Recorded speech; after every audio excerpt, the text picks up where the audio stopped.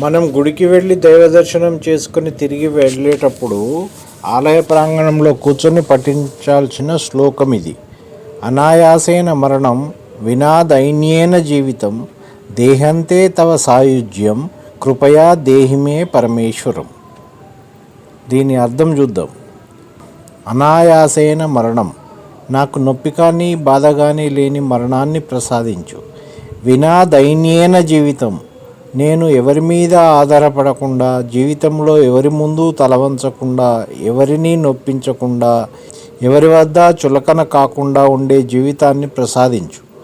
దేహంతే తవ సాయుజ్యం, నాకు మరణము ప్రాప్తించినప్పుడు నేను నీలో లీనమయ్యేటట్టు దీవించు. కృపయా దేహిమే పరమేశ్వరం, ఓ పరమేశ్వర నాకు ఈ వరములను అనుగ్రహించు.